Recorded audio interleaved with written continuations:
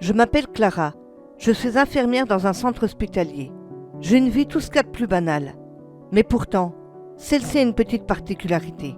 Mais nous y reviendrons plus tard. J'étais de garde. Donc après mon service, j'ai décidé d'aller en salle de pause pour y boire un petit café bien mérité. Puis je me suis assoupie un petit moment. Mais j'ai fait un horrible rêve. Dans celui-ci, je rentrais chez moi à pied. Je n'habite pas très loin. Il faisait si froid.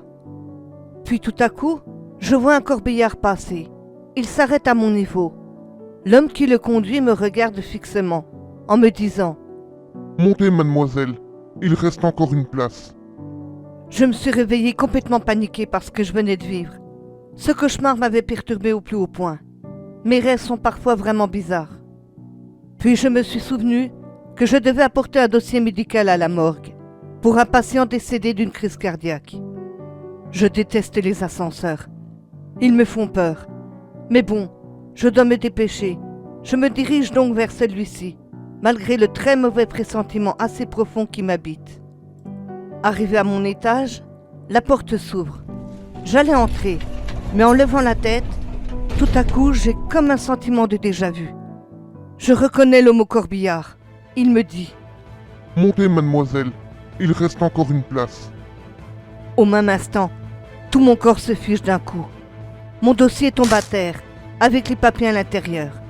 Je ramasse tout en vitesse et me dirige directement vers les escaliers.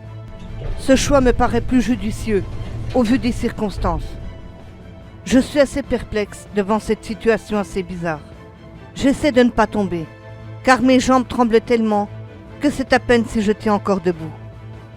Quand tout à coup, tout se met à trembler, dans un bruit effroyable. Inconsciemment, ou consciemment d'ailleurs, je savais. Je descends les marches qui me séparent du rez-de-chaussée. Arrivé en bas, je me dirige immédiatement vers l'ascenseur. Il venait de tomber. Les portes se sont ouvertes sous l'impact et la violence du choc. Personne n'avait survécu. Ils étaient tous morts. Mon dossier et moi-même se reflétaient sur une énorme mare de sang, sortant de celui-ci. Je venais d'échapper à une mort certaine. Vous me direz, pourquoi n'es-tu pas monté dans cet ascenseur? Car je suis médium, et je fais aussi des rêves prémonitoires. Mais j'essayais de me défaire de ce don. Et visiblement, ça a marché pendant quelques mois, vu que je n'avais plus ce genre de rêve. Alors quand j'ai fait celui-ci, je ne pensais pas que c'était revenu d'une manière aussi brutale. Sans compter que cette situation me faisait peur. Être médium n'est pas chose facile, car parfois, c'est une bénédiction, mais malheureusement, c'est aussi une malédiction, comme dans ce cas-ci.